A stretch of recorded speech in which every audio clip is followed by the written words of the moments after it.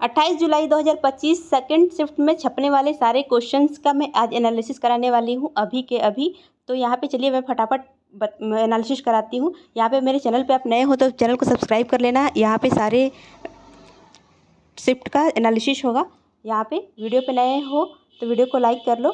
और देखो, इससे पहले मैं जो वीडियो कराई थी उसमें के 4 से 5 क्वेश्चन एकदम सिमिलर आए थे। मतलब पहले शिफ्ट में और दूसरे शिफ्ट में 5 से 6 क्वेश्चन एकदम मिल रहे हैं। यहाँ पे देखिए, पहला क्वेश्चन था, निम्न में से कौन सा त्यौहार भगवान राम के 14 वर्ष के वनवास को पूरा करने के बाद अयोध्या वापस आने के लिए मनाया जाता है? तो वो दीपावली होता है, जो कि आप जानते ही हो। दिवाली जो होता है 5 मतलब आमतौर पर 5 दिनों तक चलता रहता है। हिंदू माह कार्तिक मतलब कार्तिक के महीनों में मनाया जाता है इसे। और यह भगवान राम के लिए मनाया जाता है, जब वो वनवास से वापस आए थे तो उसी खुशी में मनाया जाता है। यहाँ पे पूछा था खिलजी वंश के समय किसका आक्रमण हुआ था? तो मंगोलों का आक्रमण हुआ था। और फिर उसके बाद एक और क्वेश्चन पूछा था, यहाँ पे सिनोनिम्स था, व्हाट इज सिनोनिम्स ऑफ 45? 45 मतलब बहुत ज़्यादा टफेस्ट है। उसका मतलब यही है कि देखिए 45 सेंटेंस जो है वो टफेस्ट का ही एक पार्ट है, एग्जाम्पल है। They hardly fortified the village with barricaded of cars. तो यहाँ पे देख सकते हो इसका आंसर जो है वो टफेस्ट ही होगा, टफ एंड होगा, मतलब थोड़ा सा दृढ़ से है। फिर उसके बाद यहाँ पे नेक्स्ट क्वेश्चन आता है। यहाँ पे अगर आप चैनल पे नए हो तो चैनल को जरूर सब्सक्राइब कर लेना, जिससे कि आपको सारे शिफ्ट का एनालिसिस बहुत जल्दी मिलते जाए। यहाँ पे अनुसूची से क्वेश्चन था, आप सारे अनुसूची को एक बार तैयार कर लेना। हमारी 12 अनुसूचियाँ हैं। भारत की कितनी अनुसूचियाँ हैं? तो 12 अनुसूचियाँ हैं। और ये भी क्वेश्चन था, यूरोप महाद्वीप में वृद्ध लोगों की संख्या सबसे ज़्यादा है। पूछा था किस महाद्वीप में वृद्ध लोगों की संख्या सबसे ज़्यादा है? तो यूरोप महाद्वीप में। यहाँ पे भारत की अनुसूचियाँ पूछा था, अनुसूचियाँ 12 हैं अभी। और सबसे पहला उल्लेख भारत के अधिनियम 1935 में किया गया था, जिसे 10 अनुसूचियाँ शामिल थी। बाद में 2 और अनुसूचियाँ जोड़ी गई। 1949 में भारतीय संविधान को अपनाया गया तो उसमें 8 अनुसूचियाँ शामिल थी। आज भारतीय संविधान में संशोधन के बाद कुल 12 अनुसूचियाँ शामिल हो गई हैं।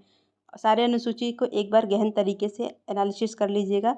और फिर उसके बाद नेक्स्ट क्वेश्चन आपको दिखाती हूँ मैं क्या आया था। एकदम ये पेपर में छपने वाला क्वेश्चन है, जो छपा था क्वेश्चन सेम टू सेम वही है।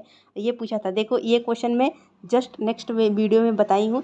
The God of small things, ये अद्वितीय राय का है। मैं क्वेश्चन ये बता चुकी हूँ, अब एक बार जरूर देखना। इसीलिए कहा जाता है कि सारे पेपर का एनालिसिस करके ही जाना चाहिए। और एक और आपको क्वेश्चन था, अंतर्राज्य परिषद में क्या कार्य है? अंतर्राज्य परिषद का कार्य क्या है? तो आप इसका भी आंसर एक बार देख लेना।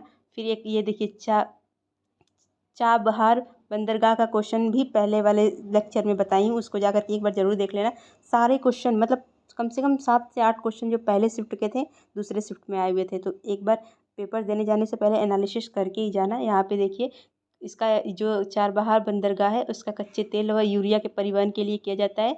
इसे भारत के परिवहन में काफ़ी लागत, मतलब परिवहन की लागत की काफ़ी बचत होती है। इसका इरादा गोदी व 10 साल के लिए पट्टे पर लेने का है।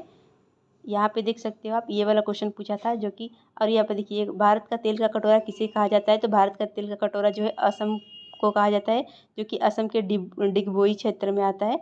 उसे भारत में तेल का कटोरा कहा जाता है। नहकटिया और मोरन हुगरीजन जैसे प्रमुख तेल क्षेत्र स्थित हैं, जहाँ देश का पहला तेल कुआं खोदा गया और एशिया का पहला।